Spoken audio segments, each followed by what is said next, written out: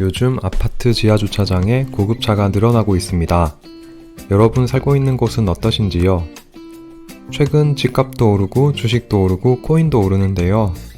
이런 이유로 사람들이 소비를 늘리고 있는 것 같습니다. 자산이 늘었으니 소비를 늘리는 것. 이것 과연 문제없는지 살펴보겠습니다. 그리고 스마트하게 소비하는 방법도 알아보겠습니다. 특히 경제적 자유가 목표이신 분들은 더 집중해서 들어주세요. 자산의 상승 현황 한번 살펴볼게요. 먼저 부동산입니다. 고가 부동산이 많은 강남 같은 경우에는 2017년에 17억 하던 게 지금 40억입니다. 2배 넘게 올랐습니다. 그리고 상대적으로 저가인 강북 부동산 같은 경우에는 2017년에 3억 7천 하던 것이 7억입니다. 거의 2배가 조금 안되지만 2배 정도 올랐습니다. 3, 4년 전에 부동산을 매수해서 가지고 있던 분들은 보통 3억에서 10억 정도 자산이 늘었을 거입니다. 같은 기간 동안 미국 주식 한번 살펴볼게요. S&P 500을 추종하는 SPY입니다. 2017년 1월에는 225달러였습니다. 지금은 468달러입니다. 2.08배가 되었습니다. 나스닥 100을 추종하는 QQQ는 119달러에서 403달러가 되었습니다. 무려 3.38배 올랐습니다. 비트코인은 얼마나 올랐을까요? 2017년 9월부터 살펴봤는데요. 489만원 하던 게 지금은 7,200만원입니다. 무려 14배 올랐네요. 이렇게 자산은 많이 올랐는데 이 자산을 아직 팔지 않았다면 미실현 수익입니다. 부동산 케이스로 한번 살펴볼게요. 만약에 2017년에 10억을 주고 산 아파트가 지금 20억이 되었습니다. 그러면 마치 10억이 오른 것 같습니다. 그런데 이 10억은 미실현 수익입니다. 한마디로 아직 실현되지 않았다 라는 뜻이죠. 이게 실현 수익이 되려면 매도를 해야 됩니다. 매도를 하고 나서 양도세를 내고 복비를 내고 다 낸 다음에 손에 떨어지는 거는 10억이 아닌 8.5억입니다. 이게 실현 수익입니다. 실현 수익은 아까 생각했던 미실현 수익과 차이가 있습니다.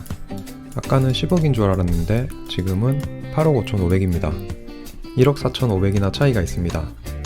하지만 오늘 이야기하려는 것은 이 1억 4,500에 대한 이야기가 아닙니다.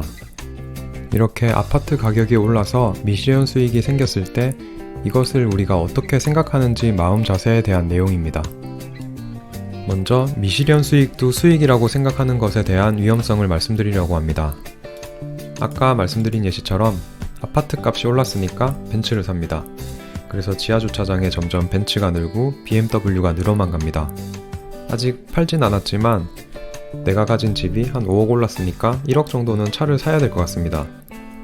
비슷한 예시로는 주식을 팔진 않았는데 평가 금액이 올라서 친구에게 맛있는 걸 쏘고 막 자랑을 하는 경우도 있겠습니다. 이렇게 했다면 당신은 함정에 빠진 겁니다. 한번 자세히 살펴볼게요. 먼저 집은 올랐습니다. 그런데 아직 팔진 않았죠. 그러면 실현 수익은 없습니다. 그런데 내년부터 재산세는 올라가겠네요. 달달이 나갈 돈이 늘어난다고 생각하시면 됩니다. 그리고 한번 오른 집값은 영원히 내리지 않을까요? 다시 하락할 가능성도 있습니다.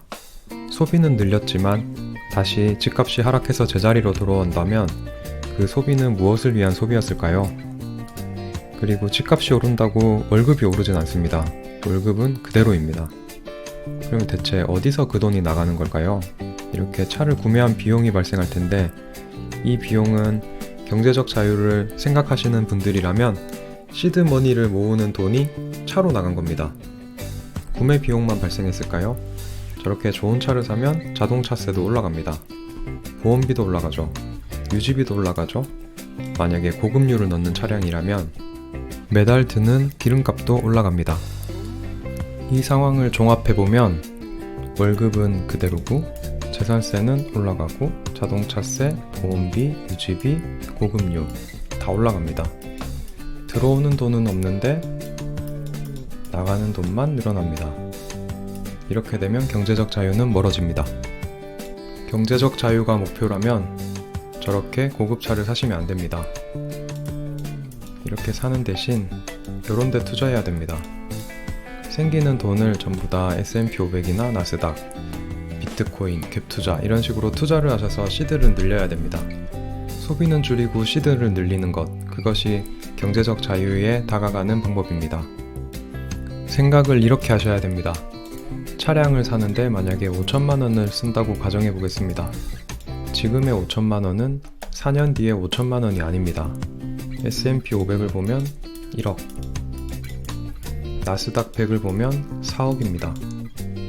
지금의 5천을 차로 사용하기보다는 이렇게 투자를 해서 내 경제적 자유를 위해서 한 발짝 다가가야 됩니다.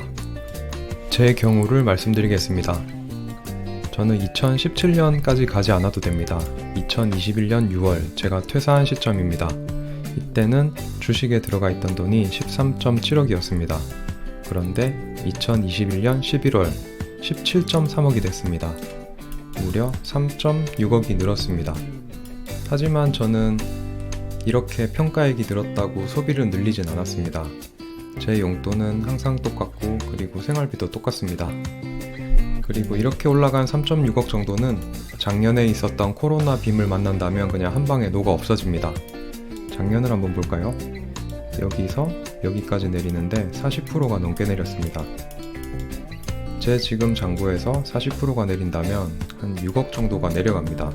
3.6억은 다 녹고도 손실로 바뀌었겠네요. 항상 이런 생각을 하고 있어야 됩니다. 지금 있는 수익은 수익이 아닙니다. 그렇다고 절대로 소비를 늘리지 마라 라는 뜻은 아닙니다. 소비를 늘릴 수 있습니다. 상황별로 살펴보면 일회성 수익을 얻었을 때는 일회성 소비를 늘리면 됩니다. 예를 들면 인센티브가 많이 들어왔다, 부동산을 팔아서 차익이 많이 나왔다, 주식을 팔아서 돈이 생겼다, 코인을 매도해서 차익이 생겼다. 이렇게 차익이 계좌에 들어왔을 때 그 일정 비율만큼 일회성 소비를 하면 됩니다. 저 같은 경우에는 시드를 모으는 동안은 10% 정도를 사용했습니다. 일회성 수익이 100만원 생겼다. 그러면 10만원 정도를 소비했습니다. 맛집을 갔죠. 그리고 만약에 일회성 수익이 1000만원이 생기면 100만원을 소비했습니다. 커피 기계를 사는 등 가전을 바꿨습니다.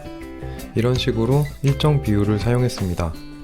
그리고 지속 수익이 늘어나는 경우에는 고정 소비를 늘려도 됩니다.